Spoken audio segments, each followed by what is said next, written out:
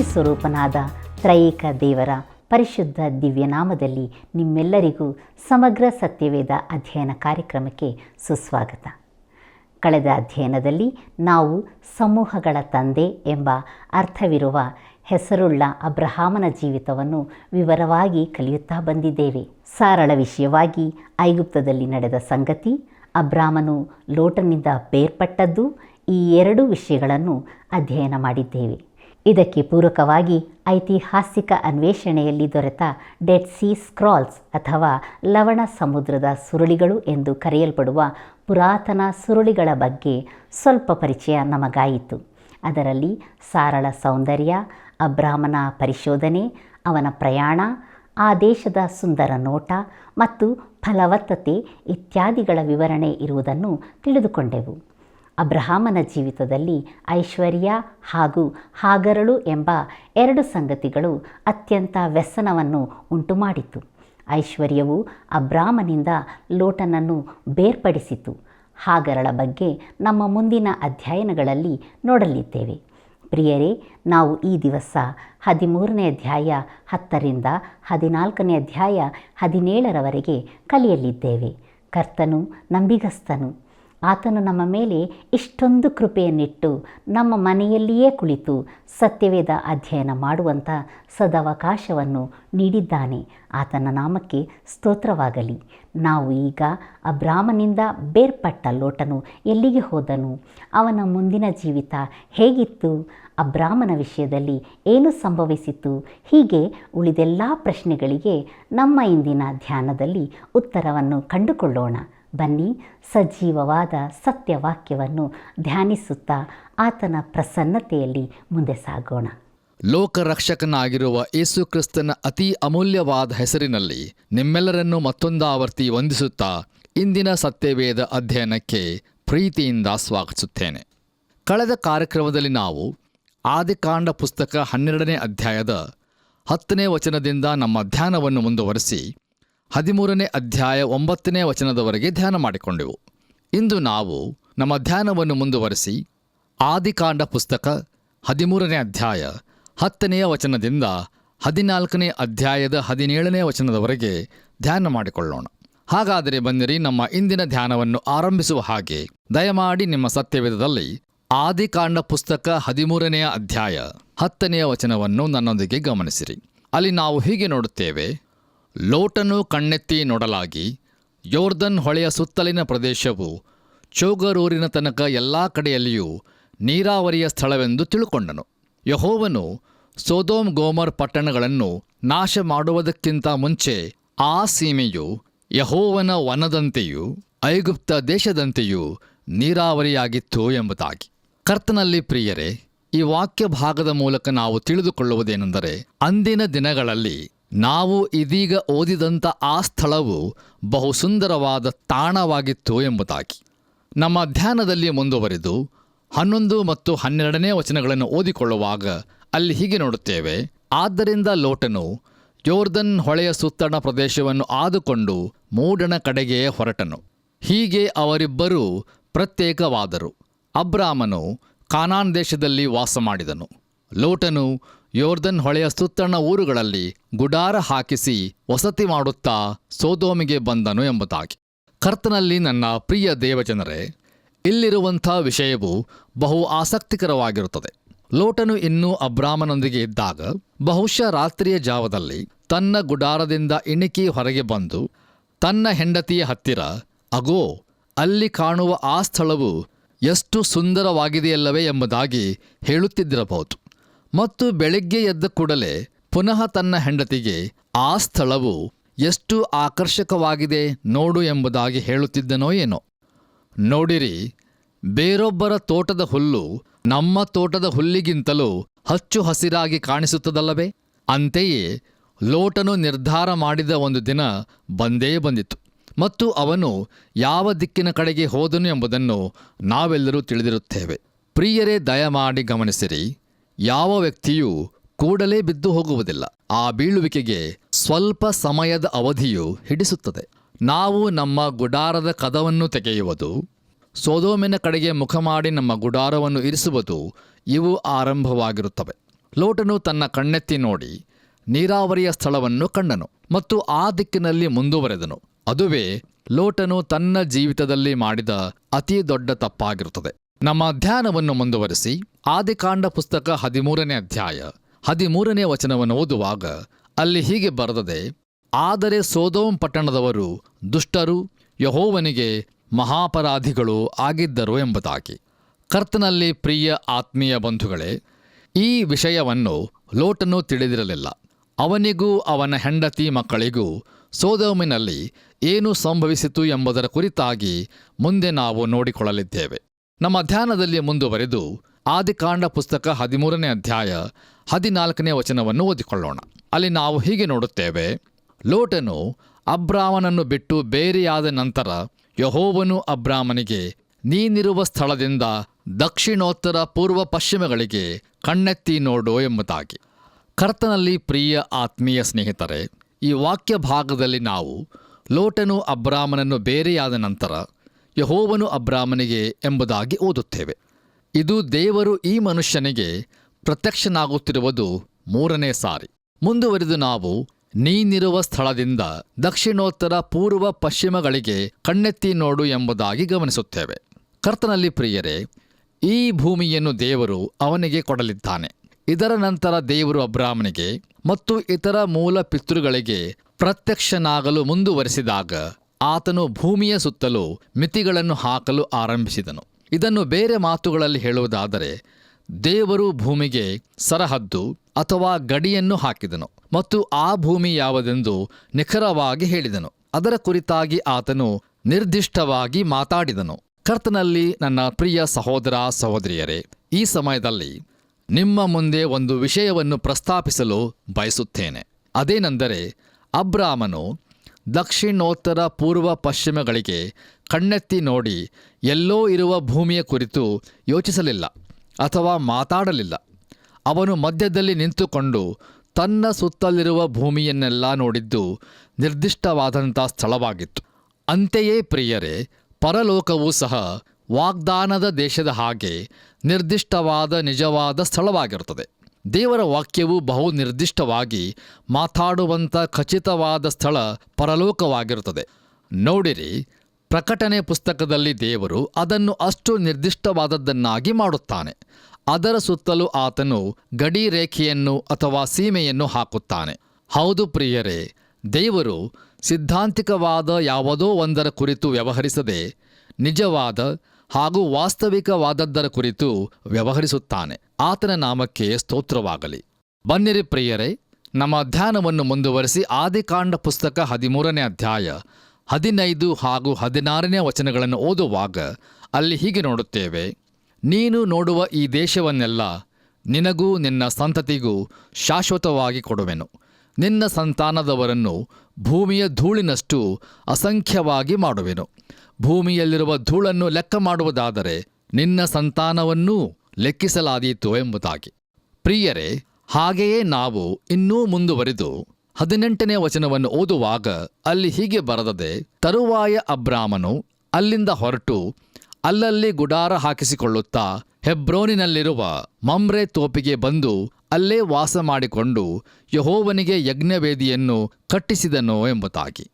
ಕರ್ತನಲ್ಲಿ ಪ್ರಿಯ ಆತ್ಮೀಯ ಬಂಧುಗಳೇ, ನಾವು ಇಲ್ಲಿಯವರೆಗೆ ಅಬ್ರಾಮನ ಜೀವಿತವನ್ನು ನೋಡುತ್ತಾ ಬಂದ ಹಾಗೆ ಅವನು ಒಬ್ಬ ನಿಪುಣ ಯಜ್ಞವೇದಿಯನ್ನು ಕಟ್ಟುವವನು ಎಂಬುದನ್ನು ತಿಳಿದುಕೊಂಡಿದ್ದೇವೆ.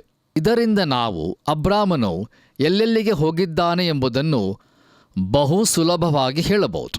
ಯಾಕಂದರೆ ಅವನು ಹೋದ ಕಡೆಗಳಲ್ಲೆಲ್ಲ ಸಾಕ್ಷಿಯನ್ನು ಬಿಡುತ್ತಿದ್ದನು. ನೋಡಿರಿ, ಮಾನವನು ಚಂದ್ರನ ಮೇಲೆ ತನ್ನ ಹೆಜ್ಜೆಯ ಮುದ್ರೆಗಳನ್ನು ಬಿಟ್ಟಿರುತ್ತಾನೆ. ನಾವು ಸಮಾಧಾನದಲ್ಲಿ ಬಂದಿರುತ್ತೇವೆ ಎಂಬ ಗುರಿಯ ಹೇಳಿಕೆಯನ್ನು ತಮ್ಮ ದೇಶದ ಧ್ವಜದೊಂದಿಗೆ ಬಿಟ್ಟಿರುತ್ತಾನೆ. ಆದರೆ ದೇವರ ವಾಕ್ಯವಾಗಿರುವ ಸತ್ಯವೇದವನ್ನು ಬಿಟ್ಟಿರುವುದಿಲ್ಲ. ಅದುವೇ ಅಬ್ರಾಮನ ಆಲೋಚನಾ ಶಕ್ತಿಗೂ ಮತ್ತು ನಮ್ಮ ಇಂದಿನ ದಿನದ ಜನರ ಆಲೋಚನಾ ಶಕ್ತಿಗೂ ಇರುವ ವ್ಯತ್ಯಾಸವನ್ನು ಪ್ರಕಟಿಸುವಂಥದ್ದಾಗಿರುತ್ತದೆ. ದೇವರಿಗಾಗಿ ಯಜ್ಞವೇದಿಯನ್ನು ಕಟ್ಟಿಸುವುದು ಅಬ್ರಾಮನಿಗೆ ಬಹು ಪ್ರಾಮುಖ್ಯವಾದದ್ದಾಗಿತ್ತು ಮತ್ತು ನಿಖರವಾಗಿ ಅದನ್ನೇ ಅವನು ಮಾಡಿದನು. ಕರ್ತನಲ್ಲಿ ನನ್ನ ಪ್ರಿಯ ಸಹೋದರ ಸಹೋದರಿಯರೇ, ಮಮ್ರೆ ಎಂಬ ಹೆಸರಿಗಿರುವ ಅರ್ಥಗಳಲ್ಲಿ ಒಂದು ಅರ್ಥವು ಐಶ್ವರ್ಯ ಎಂಬುದಾಗಿರುತ್ತದೆ ಮತ್ತು ಹೆಬ್ರೋನ್ ಎಂಬ ಈ ಹೆಸರಿನ ಅರ್ಥವು ಅನ್ಯೋನ್ಯತೆ ಎಂಬುದಾಗಿರುತ್ತದೆ. ಅದು ವಾಸಿಸಲಿಕ್ಕೆ ಅದ್ಭುತವಾದಂಥ ಸ್ಥಳವಾಗಿತ್ತು.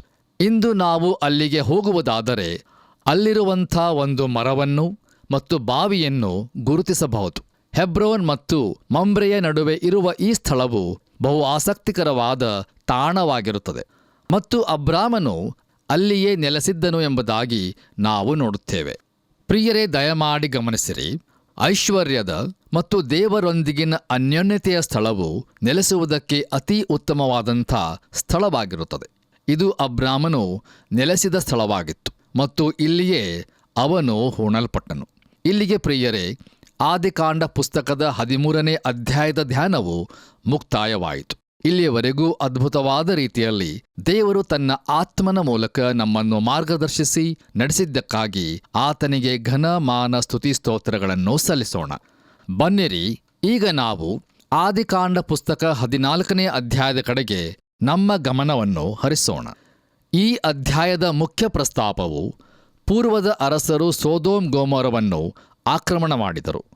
ಅಬ್ರಾಮನು ಲೋಟನನ್ನು ಬಿಡಿಸಿದನು ಮತ್ತು ಅಬ್ರಾಮನು ಕೊಳ್ಳೆಯನ್ನು ನಿರಾಕರಿಸಿದನು ಎಂಬುದಾಗಿ. ಕರ್ತನಲ್ಲಿ ನನ್ನ ಪ್ರಿಯ ದೇವಜನರೇ, ಈ 14ನೇ ಅಧ್ಯಾಯದಲ್ಲಿ ನಾವು ಮೊಟ್ಟ ಮೊದಲನೆಯದಾಗಿ ದಾಖಲಿಸಲ್ಪಟ್ಟಿರುವ ಯುದ್ಧದ ಕುರಿತಾಗಿ ನೋಡುತ್ತೇವೆ. ಇದರಲ್ಲಿ ಅಬ್ರಾಮನು ಲೋಟನನ್ನು ಬಿಡಿಸುತ್ತಾನೆ ಮತ್ತು ಅದರೊಂದಿಗೆ ಈ ಅಧ್ಯಾಯದಲ್ಲಿ ಮೊಟ್ಟ ಮೊದಲನೆಯದಾಗಿ ಯಾಜಕನ ಪ್ರತ್ಯಕ್ಷತೆಯನ್ನು ನಾವು ನೋಡುತ್ತೇವೆ. ಈ ಸಮಯದಲ್ಲಿ ಅಬ್ರಾಮನು ಮೆಲ್ಕಿಚೆದೇಕನಿಂದ ಆಶೀರ್ವದಿಸಲ್ಪಟ್ಟನು. ಹೌದು, ಈ ಎರಡು ಶ್ರೇಷ್ಠ ಸತ್ಯತೆಗಳು ಇಲ್ಲಿರುತ್ತವೆ. ಒಂದು ರೀತಿಯಲ್ಲಿ ನೋಡುವುದಾದರೆ ಈ ಅಧ್ಯಾಯವು ಅತಿ ಗಮನಾರ್ಹವಾದ ಅಧ್ಯಾಯವಾಗಿರುತ್ತದೆ. ಈಗ ದಯಮಾಡಿ ನಿಮ್ಮ ಸತ್ಯವೇದದಲ್ಲಿ ಆದಿಕಾಂಡ ಪುಸ್ತಕ 14ನೇ ಅಧ್ಯಾಯ ಪ್ರಾರಂಭದ 4 ವಚನಗಳನ್ನು ನನ್ನೊಂದಿಗೆ ಗಮನಿಸಿರಿ. ಅಲ್ಲಿ ನಾವು ಹೀಗೆ ನೋಡುತ್ತೇವೆ: ಅಬ್ರಾಮನು ಲೋಟನನ್ನು ಸೆರೆಯಿಂದ ಬಿಡಿಸಿದ್ದು. ಆ ದಿವಸಗಳಲ್ಲಿ ಶೀನಾರಿನ ಅರಸನಾದ ಅಮ್ರಾಫೇಲನು, ಎಲ್ಲಸಾರಿನ ಅರಸನಾದ ಅರಿಯೋಕನು, ಎಲಾಮಿನ ಅರಸನಾದ ಕೆದೋರ್ಲ ಗೋಮರನು, ಗೋಯೀಮದ ಅರಸನಾದ ತಿದ್ಗಾಲನು, ಈ 4 ಈಗ ಲವಣ ಸಮುದ್ರವಾಗಿರುವ ಸಿದ್ದೀಮ್ ತಗ್ಗಿನೊಳಗೆ ಕೂಡಿದ್ದ ಸೊದೋಮಿನ ಅರಸನಾದ ಬೆರಗನು, ಗೋಮೋರದ ಅರಸನಾದ ಬಿರ್ಷಗನು, ಅದ್ಮಾಹದ ಅರಸನಾದ ಶಿನಾಬನು, ಚೇಬೋಯೀಮಿನ ಅರಸನಾದ ಶೆಮೇಬರನು, ಬೆಲಗಿನ ಅಂದರೆ ಚೋಗರದ ಅರಸನು ಇವರೊಡನೆ ಯುದ್ಧ ಮಾಡಿದರು. ಬೆರಗ ಮೊದಲಾದ ಇವರು 12 ವರ್ಷ ಕೆದೊರ್ಲ ಗೋಮರನಿಗೆ ಅಧೀನರಾಗಿದ್ದು 13ನೇ ವರ್ಷದಲ್ಲಿ ತಿರುಗಿ ಬಿದ್ದರು ಎಂಬುದಾಗಿ. ಕರ್ತನಲ್ಲಿ ಪ್ರಿಯ ಆತ್ಮೀಯ ಬಂಧುಗಳೇ, ಮೊಟ್ಟ ಮೊದಲನೆಯದಾಗಿ ನಾನು ಹೇಳಲು ಬಯಸುವುದೇನೆಂದರೆ ಇದು ಐತಿಹಾಸಿಕ ದಾಖಲೆಯಾಗಿರುತ್ತದೆ. ನೋಡಿರಿ, ಮೊದಲಿನ 11 ವಚನಗಳಲ್ಲಿ ಪೂರ್ವದ ಅರಸರು ಸೊದೋಮ್ ಮತ್ತು ಗೊಮೋರದ ಅರಸರನ್ನು ಸೋಲಿಸಿದರು ಎಂಬುದಾಗಿ ದಾಖಲಿಸಲ್ಪಟ್ಟಿರುತ್ತದೆ. ಪ್ರಿಯರೇ, ಈ ವಾಕ್ಯ ಭಾಗದಲ್ಲಿ ನಾವು ನೋಡುವ ವಿವಿಧ ಅರಸರ ಹೆಸರುಗಳು ಜಾತ್ಯತೀತ ಇತಿಹಾಸಗಳಲ್ಲಿ ಎಂದಿಗೂ ಕಂಡುಬರುವುದಿಲ್ಲ ಮತ್ತು ಇದು ಹೆಚ್ಚು ಕಡಿಮೆ ಹಾಸ್ಯಾಸ್ಪದ ಕಥೆಯಾಗಿದೆ ಎಂಬುದಾಗಿ ಹೇಳುತ್ತಾ ವಿಮರ್ಶಕ ಹಾಗೂ ಮೂಲಭೂತ ಪಂಡಿತರು ಈ ಸಂಗತಿಯನ್ನು ಹಲವಾರು ವರ್ಷಗಳವರೆಗೆ ತಳ್ಳಿಹಾಕಿದರು. ಆದರೆ ಈ ಅರಸರು ನಿಜವಾಗಿಯೂ ಇದ್ದರು ಮತ್ತು ಅವರ ಹೆಸರುಗಳು ಸ್ಮಾರಕಗಳ ಮೇಲೆಯೂ ಕಲ್ಲಿನ ಹಲಿಗೆಗಳ ಮೇಲೆಯೂ ಬರೆಯಲ್ಪಟ್ಟಿರುವುದು ನಮಗೆ ತಿಳಿದಿರುವುದೋ? ಆದಿಕಾಂಡ ಪುಸ್ತಕ 14ನೇ ಅಧ್ಯಾಯ 1ನೇ ವಚನದಲ್ಲಿ ನಾವು ಓದುವ ಅಮ್ರಾಫೇಲನು ಎಂಬ ಈ ವ್ಯಕ್ತಿಯು ಇತರ ಜಾತ್ಯತೀತ ಇತಿಹಾಸದ ಹಮ್ಮುರಬಿ ಎಂಬುದಾಗಿ ಈಗ ಕರೆಯಲ್ಪಟ್ಟಿರುವನು. ಪ್ರಿಯರೇ, ನಾವು ಇಲ್ಲಿ ಹೊಂದಿರುವ ಈ ದಾಖಲೆಯು ಬಹಳ ಮಹತ್ವವುಳ್ಳದ್ದಾಗಿರುತ್ತದೆ. ಕರ್ತನಲ್ಲಿ ಪ್ರಿಯ ಸಹೋದರ ಸಹೋದರಿಯರೇ, ನಮ್ಮ ವಾಕ್ಯ ಭಾಗದಲ್ಲಿ ನಾವು ನೋಡುವ ಹಾಗೆ ಅಲ್ಲಿ ಒಂದು ಯುದ್ಧವು ಸಂಭವಿಸಿತು ಮತ್ತು ದೇವರ ವಾಕ್ಯದಲ್ಲಿ ಪ್ರಸ್ತಾಪಿಸಲ್ಪಟ್ಟಿರುವ ಮೊದಲನೆಯ ಯುದ್ಧ ಇದಾಗಿರುತ್ತದೆ. ನೋಡಿರಿ, ಮನುಕುಲವು ಯುದ್ಧ ಮಾಡುವುದನ್ನು ಬಹುಬೇಗನೆ ಆರಂಭಿಸಿದರು. ಇದು ಒಂದು ವೇಳೆ ನಮೂದಿಸಲ್ಪಟ್ಟಿರುವ ಮೊದಲನೆಯ ಯುದ್ಧವಾಗಿದ್ದರೂ ಇದೂ ನಿಜವಾಗಿಯೂ ಮೊಟ್ಟ ಮೊದಲ ಯುದ್ಧ ಎಂಬುದು ನನಗೆ ತಿಳಿದಿರುತ್ತದೆ. ನೋಡಿರಿ, ಯುದ್ಧದ ಅನಿಸಿಕೆಗಳ ಕುರಿತು ಬರೆಯುವುದು ಗ್ರಂಥಕರ್ತನ ಉದ್ದೇಶವಾಗಿರುವುದಿಲ್ಲ ಎಂದು ನನಗೆ ಅನಿಸುತ್ತದೆ. ಆದರೆ ಈಗ ಅಬ್ರಾಮನ ತಮ್ಮನಾದ ಲೋಟನು ಇಲ್ಲಿ ಒಳಗೊಂಡಿರುವ ಕಾರಣದಿಂದಾಗಿ ಈ ಯುದ್ಧದ ದಾಖಲೆಯು ಕೊಡಲ್ಪಟ್ಟಿರುತ್ತದೆ. ಮುಂದುವರೆದು ಈ ವಾಕ್ಯ ಭಾಗದಲ್ಲಿ ನಾವು ನೋಡುವುದೇನೆಂದರೆ, ಅಲ್ಲಿದ್ದ ದಂಗೆ ಅಥವಾ ಬಂಡಾಯವು ಪೂರ್ವದ ಅರಸರನ್ನು ಸೊದೋಮ್ ಮತ್ತು ಗೊಮೋರದ ವಿರುದ್ಧ ಕರೆತಂದಿತು ಎಂಬುದಾಗಿ. ನೋಡಿರಿ, ಈ ಪೂರ್ವದ ಅರಸರು ಬಯಲು ಭೂಮಿಯ ಈ ಪಟ್ಟಣಗಳನ್ನು ನಿಗ್ರಹಿಸಿದ್ದರು. ಆದರೆ ಪ್ರಿಯರೇ, ಈ ಪಟ್ಟಣಗಳು ದಂಗೆಯ ಸ್ಥಾನವನ್ನು ತಲುಪಿದ್ದವು. ಈ ಕಾರಣದಿಂದಾಗಿ ಈ ಅರಸರು ಮುಂಚೆ ಯುದ್ಧ ಮಾಡಿದ್ದರು ಎಂಬುದು ಬಹು ಸ್ಪಷ್ಟವಾಗಿ ತಿಳಿದುಬರುತ್ತದೆ. ಆದಿಕಾಂಡ ಪುಸ್ತಕ 14ನೇ ಅಧ್ಯಾಯ 5-11 ವಚನಗಳಲ್ಲಿ ಲವಣ ಸಮುದ್ರದ ತಗ್ಗಿನೊಳಗೆ ಒಟ್ಟುಗೂಡಿದ್ದ ಅರಸರನ್ನು ಪೂರ್ವದ ಅರಸರು ಹೇಗೆ ಜಯಿಸಿದರು ಎಂಬುದರ ಕುರಿತಾಗಿ ದಾಖಲೆಯನ್ನು ನೋಡುವರಾಗಿದ್ದೇವೆ. ಈಗ ನಾವು ನಮ್ಮ ಧ್ಯಾನದಲ್ಲಿ ಮುಂದುವರೆದು ಆದಿಕಾಂಡ ಪುಸ್ತಕ 14ನೇ ಅಧ್ಯಾಯ 12ನೇ ವಚನವನ್ನು ಓದುವಾಗ ಅಲ್ಲಿ ಹೀಗೆ ನೋಡುತ್ತೇವೆ: ಸೊದೋಮಿನಲ್ಲಿ ವಾಸವಾಗಿದ್ದ ಅಬ್ರಾಮನ ತಮ್ಮನ ಮಗನಾದ ಲೋಟನನ್ನು ಅವನ ಆಸ್ತಿ ಸಹಿತ ಹಿಡಿದುಕೊಂಡು ಹೋದರು ಎಂಬುದಾಗಿ. ಕರ್ತನಲ್ಲಿ ಪ್ರಿಯ ಆತ್ಮೀಯ ಸ್ನೇಹಿತರೆ, ಲೋಟನು ಸೊದೋಮಿನಲ್ಲಿ ವಾಸಿಸುತ್ತಾ ಇದ್ದನು ಎಂಬುದನ್ನು ನಾವು ತಿಳಿದುಕೊಂಡಿದ್ದೇವೆ ಮತ್ತು ಈಗ ಅವನು ಒಯ್ಯಲ್ಪಟ್ಟಿರುತ್ತಾನೆ. ಇಲ್ಲಿ ಅಬ್ರಾಮನು ತನ್ನ ತಮ್ಮನ ಮಗನಾದ ಲೋಟನಿಗೆ ಸಂಬಂಧಿಸಿದಂತೆ ಏನು ಮಾಡಲಿದ್ದಾನೆ ಎಂಬುದನ್ನು ಈ ದಾಖಲೆಯು ಪ್ರಕಟಿಸಿರುವ ಕಾರಣದಿಂದಾಗಿ ಈ ಯುದ್ಧವು ಮಹತ್ವವುಳ್ಳದ್ದಾಗಿರುತ್ತದೆ. ನಮ್ಮ ಧ್ಯಾನವನ್ನು ಮುಂದುವರಿಸಿ ಆದಿಕಾಂಡ ಪುಸ್ತಕ 14ನೇ ಅಧ್ಯಾಯ 13ನೇ ವಚನವನ್ನು ಓದುವಾಗ ಅಲ್ಲಿ ಹೀಗೆ ನೋಡುತ್ತೇವೆ: ತಪ್ಪಿಸಿಕೊಂಡವನೊಬ್ಬನು ಇಬ್ರಿಯನಾದ ಅಬ್ರಾಮನ ಬಳಿಗೆ ಬಂದು ಇದನ್ನು ತಿಳಿಸಿದನು. ಅಬ್ರಾಮನು ಅಮೋರಿಯನಾದ ಮಮ್ರೆಯನ ತೋಪಿನ ಬಳಿಯಲ್ಲಿ ವಾಸವಾಗಿದ್ದನು. ಮಮ್ರೆಯನು ಎಷ್ಕೋಲ್ ಅನೇರರಿಗೆ ಸಹೋದರನು. ಇವರಿಬ್ಬರಿಗೂ ಅಬ್ರಾಮನಿಗೂ ಒಡಂಬಡಿಕೆಯಿತ್ತು ಎಂಬುದಾಗಿ. ಕರ್ತನಲ್ಲಿ ನನ್ನ ಪ್ರಿಯ ಸ್ನೇಹಿತರೆ, ಪೂರ್ವದ ಅರಸರು ತಮ್ಮ ಸೆರೆಯಾಳುಗಳೊಂದಿಗೆ ಸೊದೋಮ್ ಮತ್ತು ಗೊಮೋರದ ಪ್ರದೇಶವನ್ನು ಬಿಟ್ಟ ನಂತರ ಅವರು ಲವಣ ಸಮುದ್ರದ ಪಶ್ಚಿಮ ದಡದುದ್ದಕ್ಕೂ ಸಾಗುತ್ತಾ ಉತ್ತರ ಕಡೆಗೆ ಚಲಿಸಿದರು. ಅದು ಅಬ್ರಾಮನು ವಾಸವಾಗಿದ್ದ ಹೆಬ್ರೋನ್ ಮತ್ತು ಮಮ್ರೆಯಿಂದ ಹೆಚ್ಚು ದೂರವೇನೂ ಇರಲಿಲ್ಲ. ಈ ದಿನವೂ ಸಹ ಅಬ್ರಾಮನು ಅಂದಿನ ದಿನದಲ್ಲಿ ನಿಂತಿದ್ದ ಅದೇ ಸ್ಥಳದಲ್ಲಿ ನಿಂತುಕೊಂಡು ಲವಣ ಸಮುದ್ರದ ಕಡೆಗೆ ನಡೆಯುವ ಚಲನವಲನವನ್ನು ನೋಡಬಹುದು. ಆದ್ದರಿಂದ ಅಬ್ರಾಮನಿಗೆ ಈ ಸುದ್ದಿಯು ಬಂದ ಕೂಡಲೇ ಅವನು ಉತ್ತರದ ಕಡೆಗೆ ಸಾಗುತ್ತಿದ್ದ ವೈರಿಯನ್ನು ಬೆನ್ನಟ್ಟಲು ಆರಂಭಿಸಿದನು. ಕರ್ತನಲ್ಲಿ ಪ್ರಿಯರೇ, ಮುಂದುವರೆದು ಈ ವಾಕ್ಯ ಭಾಗದಲ್ಲಿ ನಾವು ಇವರಿಬ್ಬರಿಗೂ ಅಬ್ರಾಮನಿಗೂ ಒಡಂಬಡಿಕೆ ಇತ್ತು ಎಂಬುದಾಗಿ ನಾವು ನೋಡಿಕೊಂಡಿದ್ದೇವೆ. ಪ್ರಿಯರೇ, ದಯಮಾಡಿ ಗಮನಿಸಿರಿ. ಅಬ್ರಾಮನು ಒಂದು ಜನರ ಗುಂಪನ್ನು ತನ್ನೊಂದಿಗೆ ಹೊಂದಿದ್ದಾನೆ ಎಂಬುದನ್ನು ನಾವು ಇಲ್ಲಿ ತಿಳಿದುಕೊಳ್ಳಬಹುದು. ವೈರಿಯನ್ನು ಬೆನ್ನಟ್ಟುವುದಕ್ಕಾಗಿ ಅಥವಾ ವೈರಿಯು ಸಮೀಪಿಸುತ್ತಿರುವಾಗ ಅಂದಿನ ದಿನದಲ್ಲಿ ಅವರು ಜೊತೆಯಾಗಿ ನಿಂತುಕೊಳ್ಳಬೇಕಾಗಿತ್ತು.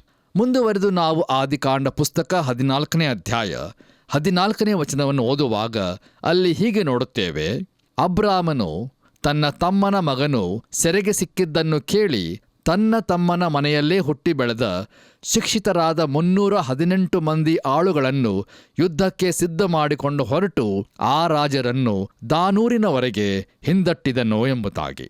ಕರ್ತನಲ್ಲಿ ನನ್ನ ಪ್ರಿಯ ಸಹೋದರ ಸಹೋದರಿಯರೇ, ಈ ವಾಕ್ಯ ಭಾಗದಲ್ಲಿ ನಾವು ಓದುವಂಥ ಸಂಗತಿಯು ನಮ್ಮನ್ನು ಚಕಿತಗೊಳಿಸುವಂಥದ್ದಾಗಿರುತ್ತದೆ ಮತ್ತು ಅದು ಅಬ್ರಾಮನ ಆಸ್ತಿಯ ಪ್ರಮಾಣದ ಯಾವುದೋ ಒಂದನ್ನು ಪ್ರಕಟಿಸುವಂಥದ್ದಾಗಿದೆ. ನೋಡಿರಿ, ಅಬ್ರಾಮನ ಸೇವಕರ ಸಂಖ್ಯೆ ಎಷ್ಟು ಎಂಬುದರ ಕಲ್ಪನೆಯನ್ನು ನಮಗೆ ಇದು ನೀಡುತ್ತದೆ. ನೋಡಿರಿ, ಮನೆಯಲ್ಲೇ ಹುಟ್ಟಿ ಬೆಳೆದ ಶಿಕ್ಷಿತರಾದ 318 ಮಂದಿ ಆಳುಗಳನ್ನು ಯುದ್ಧಕ್ಕೆ ಸಿದ್ಧ ಮಾಡಿಕೊಂಡು ಎಂಬುದಾಗಿ ಹೇಳುವುದಾದರೆ ಇನ್ನು ಮನೆಯಿಂದ ಹೊರಗಡೆ ಇನ್ನೆಷ್ಟು ಜನರು ಇದ್ದಿರಬಹುದು? ಪ್ರಿಯರೇ, ಅಬ್ರಾಮನಿಗೆ ಗಂಡಾಳುಗಳು, ಹೆಣ್ಣಾಳುಗಳು ಮತ್ತು ಅವರ ಮಕ್ಕಳು ಹಾಗೂ ವಯಸ್ಸಾದವರೂ ಇದ್ದರು. ಇಷ್ಟೊಂದು ಆಳುಗಳನ್ನು ಹೊಂದಿರುವ ಅಬ್ರಾಮನು ದನ ಕುರಿಗಳನ್ನು ಬೆಳೆಸುವ ದೊಡ್ಡ ವ್ಯಾಪಾರದಲ್ಲಿಯೇ ಇದ್ದನು ಎಂಬುದನ್ನು ಇದು ಸೂಚಿಸುತ್ತದೆ. ಮುಂದುವರೆದು ಈ ವಾಕ್ಯ ಭಾಗದಲ್ಲಿ ನಾವು ದಾನೂರಿನವರೆಗೆ ಹಿಂದಟ್ಟಿದನು ಎಂಬುದಾಗಿ ಗಮನಿಸುತ್ತೇವೆ. ಪ್ರಿಯರೇ, ಈ ದಾನ್ ಎಂಬ ಊರು ಉತ್ತರದಲ್ಲಿ ಇರುತ್ತದೆ. ಬನ್ನಿರಿ ಪ್ರಿಯರೇ, ನಮ್ಮ ಧ್ಯಾನವನ್ನು ಮುಂದುವರಿಸೋಣ. ಈಗ ದಯಮಾಡಿ ನಿಮ್ಮ ಸತ್ಯವೇದದಲ್ಲಿ ಆದಿಕಾಂಡ ಪುಸ್ತಕ 14ನೇ ಅಧ್ಯಾಯ 15ನೇ ವಚನವನ್ನು ನನ್ನೊಂದಿಗೆ ಗಮನಿಸಿರಿ. ಅಲ್ಲಿ ಹೀಗೆ ಬರೆದದೆ: ಆಗ ಅವನು ರಾತ್ರಿ ವೇಳೆಯಲ್ಲಿ ತನ್ನ ದಂಡನ್ನು 2 ಭಾಗ ಮಾಡಿ ತನ್ನ ಭಟರೊಡನೆ ಅವರ ಮೇಲೆ ಬಿದ್ದು ಹೊಡೆದು ದಮಸ್ಕ ಪಟ್ಟಣದ ಉತ್ತರ ಕಡೆಯಲ್ಲಿರುವ ಹೋಬಾ ಊರಿನ ತನಕ ಹಿಂದಟ್ಟಿದನೋ ಎಂಬುದಾಗಿ. ಕರ್ತನಲ್ಲಿ ಪ್ರಿಯ ದೇವಜನರೇ, ಅಬ್ರಾಮನು ತನ್ನ ವೈರಿಗಳನ್ನು ದಮಸ್ಕದ ಉತ್ತರದವರೆಗೂ ಬೆನ್ನಟ್ಟಿದನು. ಅದು ನಿಜವಾಗಿಯೂ ಉತ್ತಮ ಮೊತ್ತದ ಅಂತರವಾಗಿರುತ್ತದೆ. ನೋಡಿರಿ, ಅಬ್ರಾಮನು ತನ್ನ ಆಳುಗಳನ್ನು 2 ಭಾಗವಾಗಿ ಮಾಡಿದನೆಂದು ಸ್ಪಷ್ಟವಾಗಿ ತಿಳಿದು ಬರುತ್ತದೆ. ಬಹುಶಃ ಒಂದು ಭಾಗದವರು ವೈರಿಗಳನ್ನು ಹಿಂದಟ್ಟಿದರೆ, ಆ ಮೊದಲನೆಯ ಗುಂಪಿನವರೊಂದಿಗೆ ಯುದ್ಧಕ್ಕೆಂದು ಹಿಂತಿರುಗಿ ಬರುವ ವೈರಿಗಳೊಂದಿಗೆ ಹೋರಾಡಲು 2ನೆಯ ಗುಂಪಿನವರು ಇದ್ದರು. ಇದರ ಪರಿಣಾಮವಾಗಿ ಅಬ್ರಾಮನು ಜಯವನ್ನು ಸಾಧಿಸಿದನು. ನೋಡಿರಿ, ಕನಿಷ್ಠ ಪಕ್ಷ ಆ ವೈರಿಗಳು ತಾವು ಆಕ್ರಮಿಸಿಕೊಂಡಿದ್ದ ಜನರನ್ನು ಹಾಗೂ ಕೊಳ್ಳೆಯನ್ನು ಬಿಟ್ಟು ಮರುಭೂಮಿಯಲ್ಲೆಲ್ಲ ಚದುರಿ ಹೋಗುವಂತೆ ಮಾಡಲು ಅಬ್ರಾಮನು ಶಕ್ತನಾದನು. ಹಾಗೆಯೇ ನಾವು ಮುಂದುವರೆದು 16ನೇ ವಚನವನ್ನು ಓದುವಾಗ ಅಲ್ಲಿ ಹೀಗೆ ನೋಡುತ್ತೇವೆ: ರಾಜರು ಅಪಹರಿಸಿದ್ದ ಎಲ್ಲಾ ವಸ್ತುಗಳನ್ನು ಅವನು ತೆಗೆದುಕೊಂಡನು. ತನ್ನ ತಮ್ಮನ ಮಗನಾದ ಲೋಟನನ್ನು, ಅವನ ಆಸ್ತಿಯನ್ನು ಬಿಡಿಸಿಕೊಂಡದ್ದಲ್ಲದೆ ಸೆರೆಯಲ್ಲಿದ್ದ ಸ್ತ್ರೀಯರನ್ನು, ಮಿಕ್ಕಾದವರನ್ನು ತೆಗೆದುಕೊಂಡು ಬಂದನು ಎಂಬುದಾಗಿ. ಕರ್ತನಲ್ಲಿ ಪ್ರಿಯ ಆತ್ಮೀಯ ಬಂಧುಗಳೇ, ಈ ವಾಕ್ಯ ಭಾಗದಲ್ಲಿ ನಾವು ನೋಡುವುದೇನೆಂದರೆ, ಅವರು ಅಂದರೆ ವೈರಿಗಳು ಸ್ತ್ರೀಯರನ್ನು ಮತ್ತು ಮಿಕ್ಕಾದವರನ್ನು ಗುಲಾಮರೆಂಬುದಾಗಿ ತೆಗೆದುಕೊಂಡು ಹೋಗುತ್ತಾ ಇದ್ದರು. ಈಗ ಅಬ್ರಾಮನು ಪ್ರಚಂಡವಾದ ಸಂಗತಿಯನ್ನು ಮಾಡಿರುತ್ತಾನೆ ಮತ್ತು ಅದನ್ನು ಅವನು ತನ್ನ ತಮ್ಮನ ಮಗನಾದ ಲೋಟನ ಕಾರಣದಿಂದಾಗಿ ಮಾಡಿರುತ್ತಾನೆ. ಮತ್ತು ಅದೇ ಕಾರಣದಿಂದಾಗಿ ಇದೆಲ್ಲವೂ ಇಲ್ಲಿ ಪ್ರಸ್ತಾಪಿಸಲ್ಪಟ್ಟಿರುತ್ತದೆ. ಹೀಗಿರುವಾಗ ಇದು ನಿಶ್ಚಯವಾಗಿಯೂ ಹೊರಗಿನಿಂದ ಬಂದ ಅಧ್ಯಾಯವಾಗಿರುವುದಿಲ್ಲ. ಇದು ಅಬ್ರಾಮನ ಜೀವಿತದ ಒಂದು ಭಾಗವಾಗಿರುತ್ತದೆ ಮತ್ತು ಇದು ಬಹು ಪ್ರಾಮುಖ್ಯವಾದದ್ದಾಗಿರುತ್ತದೆ. ದಯಮಾಡಿ ಆಲೋಚಿಸಿ ನೋಡಿರಿ. ಬನ್ನಿರಿ ಪ್ರಿಯರೇ, ನಮ್ಮ ಇಂದಿನ ಧ್ಯಾನವನ್ನು ಮುಕ್ತಾಯಗೊಳಿಸುವ ಹಾಗೆ ಕೊನೆಯದಾಗಿ ನಾವು ಆದಿಕಾಂಡ ಪುಸ್ತಕ 14ನೇ ಅಧ್ಯಾಯ 17ನೇ ವಚನವನ್ನು ಓದಿಕೊಳ್ಳೋಣ. ಅಲ್ಲಿ ನಾವು ಹೀಗೆ ನೋಡುತ್ತೇವೆ: ಅವನು ಕೆದೊರ್ಲಗೋಮರನನ್ನು ಅವನೊಂದಿಗೆ ಇದ್ದ ರಾಜರನ್ನೂ ಹೊಡೆದು ಬಂದ ಮೇಲೆ ಸೊದೋಮಿನ ಅರಸನು ಅವನನ್ನು ಅರಸರ ತಗ್ಗು ಎನಿಸಿಕೊಳ್ಳುವ ಶಾವೆ ತಗ್ಗಿನಲ್ಲಿ ಎದುರುಗೊಂಡನು ಎಂಬುದಾಗಿ. ಕರ್ತನಲ್ಲಿ ಪ್ರಿಯರೇ, ಈಗ ಸೊದೋಮಿನ ಅರಸನು ಅಬ್ರಾಮನನ್ನು ಸಂಧಿಸುವುದಕ್ಕಾಗಿ ಹೋದನು. ಆದರೆ ಇದೇ ಸಮಯದಲ್ಲಿ ಮತ್ತೊಬ್ಬನು ಸಹ ಅಬ್ರಾಮನನ್ನು ಸಂಧಿಸುವುದಕ್ಕಾಗಿ ಬಂದನು. ಅವನು ಬಂದದ್ದು ಒಳ್ಳೆಯದೇ ಆಯಿತು, ಯಾಕೆಂದರೆ ಭಯಂಕರವಾದ ಶೋಧನೆಯನ್ನು ಅಬ್ರಾಮನ ಮುಂದೆ ಇಡಲಿದ್ದಾನೆ. ಕರ್ತನಲ್ಲಿ ನನ್ನ ಪ್ರಿಯ ಸಹೋದರ ಸಹೋದರಿಯರೇ, ಈ ಸೊದೋಮಿನ ಅರಸನು ವಿಶ್ವಾಸಿಗಳ ಜೀವಿತಗಳಲ್ಲಿ ಆಗಾಗ್ಗೆ ಶೋಧನೆಗಳೊಂದಿಗೆ ಬರುವ ಶೋಧಕನಾದ ಸೈತಾನನನ್ನು ಸೂಚಿಸುತ್ತಾನೆ ಎಂಬುದಾಗಿ ಅನೇಕ ದೇವರ ಸೇವಕರು ಒಪ್ಪಿಕೊಳ್ಳುತ್ತಾರೆ.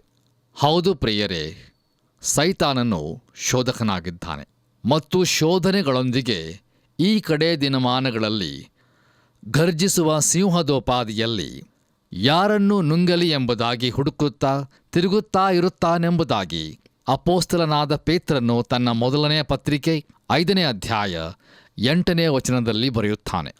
ಆದ್ದರಿಂದ ಪ್ರಿಯರೇ, ದೇವರ ಮಕ್ಕಳಾದ ನಾವು ಸ್ವಸ್ಥಚಿತ್ತರಾಗಿದ್ದು, ಎಚ್ಚರವಾಗಿದ್ದು, ಪರಿಶುದ್ಧರಾಗಿದ್ದು ಹಾಗೂ ನಂಬಿಕೆಯಲ್ಲಿ ದೃಢವಾಗಿದ್ದು ದೇವರಿಗೆ ಒಳಗಾಗಿ ಅವನನ್ನು ಎದುರಿಸೋಣ ಮತ್ತು ಬಹಳ ಮನೋಭೀತಿಯಿಂದ ನಡುಗುತ್ತಾ ಯೇಸು ಕ್ರಿಸ್ತನಲ್ಲಿರುವ ನಮ್ಮ ನಂಬಿಕೆಯನ್ನು ಮತ್ತು ಕೃಪೆಯಿಂದ ಹೊಂದಿದಂಥ ರಕ್ಷಣಾ ಭಾಗ್ಯವನ್ನು ಕಾಪಾಡಿಕೊಳ್ಳೋಣ. ಹಾಗಾಗುವಂತೆ ತಂದೆಯಾದ ದೇವರು ನಮ್ಮೆಲ್ಲರಿಗೂ ಸಹಾಯ ಮಾಡಿ ನಡೆಸಲಿ. ನಮ್ಮ ಕರ್ತನಾದ ಯೇಸು ಕ್ರಿಸ್ತನ ಕೃಪೆಯು ಸದಾ ನಮ್ಮೊಂದಿಗಿರಲಿ. ಪ್ರಿಯ ದೇವ ಮಕ್ಕಳೇ, ನಾವೀಗ ಇಂದಿನ ನಮ್ಮ ಸತ್ಯವೇದ ಅಧ್ಯಯನವನ್ನು ಮುಗಿಸಿದ್ದೇವೆ. ಈಗ ನಾವು ಕಲಿತದ್ದನ್ನು ಸ್ವಲ್ಪ ಮೆಲುಕು ಹಾಕೋಣ. ನಾವು ಈ ದಿನ ಲೋಟನು ಸೊದೋಮಿಗೆ ಹೋದದ್ದು, ದೇವರು ಅಬ್ರಾಮನಿಗೆ ಪುನಃ ತನ್ನ ವಾಗ್ದಾನವನ್ನು ದೃಢಪಡಿಸಿದ್ದು, ಸೊದೋಮ್ ಗೊಮೋರಗಳ ಮೇಲೆ ನಡೆದ ಆಕ್ರಮಣ, ಲೋಟನ ಬಿಡುಗಡೆ ಇತ್ಯಾದಿ ವಿಷಯದಲ್ಲಿ ಕಲಿತುಕೊಂಡೆವು. ಅಬ್ರಾಮನ ಜೀವಿತವು ಎಷ್ಟೊಂದು ಆಶ್ಚರ್ಯಕರವಾದ ಸಂಗತಿಗಳಿಂದ ತುಂಬಿಕೊಂಡಿದೆ. ಲೋಟನು ನೋಡಲು ರಮ್ಯವಾಗಿ ಕಂಗೊಳಿಸುತ್ತಿದ್ದ ಸೊದೋಮ್ ಗೊಮೋರ ಪಟ್ಟಣಗಳಲ್ಲಿ ವಾಸಿಸಲು ನಿಶ್ಚಯಿಸಿದನು. ಆ ಪಟ್ಟಣಗಳ ಮೇಲೆ ಪೂರ್ವದ ಅರಸರು ಆಕ್ರಮಣ ಮಾಡಿದರು. ಆಗ ಲೋಟನು ಸೆರೆಯೊಯ್ಯಲ್ಪಟ್ಟನು. ಅಬ್ರಾಮನು ತನ್ನ ಮನೆಯಲ್ಲಿ ಹುಟ್ಟಿ ಬೆಳೆದ 318 ಆಳುಗಳನ್ನು ಕರೆದುಕೊಂಡು ಹೋಗಿ ಲೋಟನನ್ನು ಬಿಡಿಸಿದನು. ಹಾಗೆಯೇ ನಮ್ಮ ಅಧ್ಯಯನವನ್ನು ಮುಂದುವರಿಸಿ 14ನೇ ಅಧ್ಯಾಯದಲ್ಲಿ ಮೊಟ್ಟ ಮೊದಲ ಬಾರಿಗೆ ಯಾಜಕನ ವಿಷಯದಲ್ಲಿ ಉಲ್ಲೇಖಿಸಲ್ಪಟ್ಟಿರುವುದನ್ನು ನೋಡಿದೆವು. ಈ ಅಧ್ಯಾಯವು ಐತಿಹಾಸಿಕವಾಗಿ ಬಹು ಮಹತ್ವದ್ದಾಗಿರುತ್ತದೆ. ಇದರಲ್ಲಿ ಮೊದಲನೆಯ ಯುದ್ಧದ ವಿಚಾರವೂ ಸಹ ಬರೆಯಲ್ಪಟ್ಟಿದೆ. ಇಂತಹ ಬಹಳಷ್ಟು ಕುತೂಹಲಕರವಾದ ಸಂಗತಿಗಳನ್ನು ಇಂದು ನಾವು ಕಲಿತುಕೊಂಡೆವು. ಪೂರ್ವದಲ್ಲಿ ಬರೆಯಲ್ಪಟ್ಟದ್ದೆಲ್ಲವೂ ನಮ್ಮ ಉಪದೇಶಕ್ಕೂ ತಿದ್ದುಪಾಟಿಗೂ ಉಪಯುಕ್ತವಾಗಿದೆ. ಹಾಗಾದರೆ ಬನ್ನಿ, ನಾವು ಕಲಿತುಕೊಂಡಿರುವ ವಾಕ್ಯೋಪದೇಶವನ್ನು ಕೈಕೊಂಡು ನಮ್ಮನ್ನು ನಾವು ತಿದ್ದುಪಾಟಿಗೆ ಒಳಪಡಿಸಿಕೊಂಡು ಆತನಿಗೆ ನಂಬಿಗಸ್ತರಾಗಿ ಜೀವಿಸೋಣ. ಅಬ್ರಹಾಮನನ್ನು ನಡೆಸಿದ ಸರ್ವಶಕ್ತ ದೇವರು ನಿಮ್ಮನ್ನೂ ಸಹ ನಡೆಸಲಿ.